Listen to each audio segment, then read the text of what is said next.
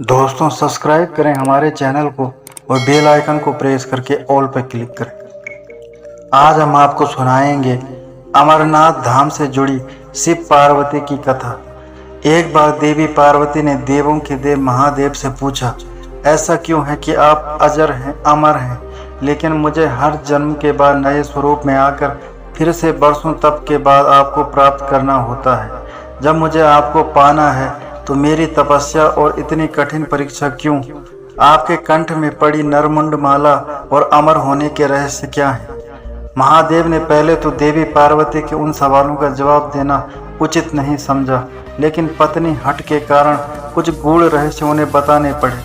शिव महापुराण में मृत्यु से लेकर अजर अमर तक कई प्रसंग हैं, जिनमें एक साधना से जुड़ी अमर कथा बड़ी रोचक है, जिसे भक्तजन अमरत्व की कथा के रूप में जानते हैं।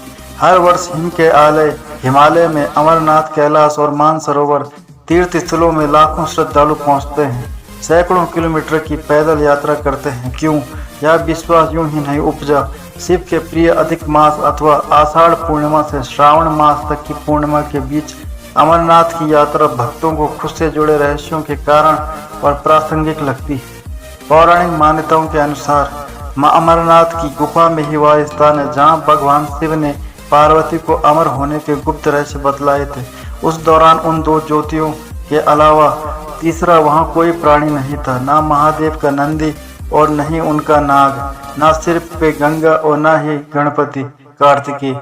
गुप्त स्थान की तलाश में महादेव ने अपने वाहन नंदी को सबसे पहले छोड़ा। नंदी जिस जगह पर छूटा उसे ही पहलगाम कहा जाने लगा। अमरनाथ यात्रा यहीं से शुरू होती है। यहाँ से थोड़ा आगे चलने पर शिवजी ने अपनी जटाओं से चंद्रमा को अलग कर दिया।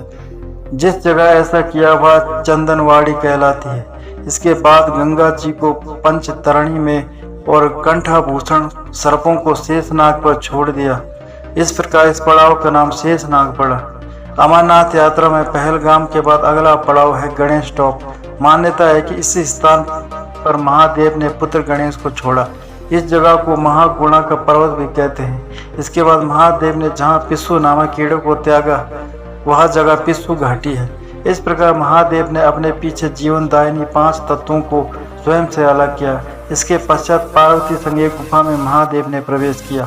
कोई तीसरा प्राणी यानी कोई व्यक्ति, पशु या पक्षी गुफा के अंदर घुस कथा को ना सुन सके, इसलिए उन्होंने चारों ओर अग्नि प्रज्वलित कर दी। फिर महादेव ने जीवन के गूढ़ रहस्य की कथा शुरू कर दी। कहा जाता है कि कथा सुनते सुनते देवी पार्वती को नींद आ गई। वह सो गए और महादेव को यह पता नहीं चला। वह सुनाते रहे। यह कथा इस समय 2 सफेद कबूतर सुन रहे थे और बीच बीच में गूं गूं की आवाज निकाल रहे थे। महादेव को लगा कि पार्वती मुझे सुन रही है और बीच बीच में हुंकार भर रही है। क्योंकि वैसे भी भोले अपने में मग्न थे तो सुनाने के अलावा ध्यान कबूतरों पर नहीं गया। दोनों कबूतर सुनते रहे। जब कथा समाप्त होने पर महादेव का ध्यान पार्वती पर गया तो उन्हें पता चला कि वे तो सो रही हैं, तो कथा सुन कौन रहा था। उनकी दृष्टि तब 2 कबूतरों पर पड़ी तो महादेव को क्रोध आ गया। वहीं कबूतर का जोड़ा उनकी शरण में आ गए और बोला, भगवान, हमने आपसे अमर कथा सुनी है। यदि आप हमें मार देंगे तो यह कथा झूठी हो जाएगी। हमें पथ प्रदान करें। इस पर महादेव ने उन्हें वर दिया कि तुम सदैव इस स्थान पर शिव व पार्वती के प्रतीक चिन्ह में निवास करोगे। अंततः कबूतर का यह जोड़ा अमर हो गया और यह गुफा अमरनाथ की साक्षी हो गई। इस तरह इस स्थान का नाम अमरनाथ पड़ा। मान्यता है कि आज इन 2 कबूतरों के दर्शन भक्तों को होते हैं। अमरनाथ गुफा में यह भी प्रकृति का ही चमत्कार है कि शिव की पूजा वाले विशेष दिनों में बर्फ के शिवलिंग अपना आकार ले लेते हैं। यहाँ मौजूद शिवलिंग किसी आश्चर्य से कम नहीं है। पवित्र गुफा में एक और मां पार्वती और श्री गणेश के भी अलग से बर्फ से निर्मित प्रतिरूपों के भी दर्शन किए जा सकते हैं। तो दोस्तों, ये थी आज की कहानी।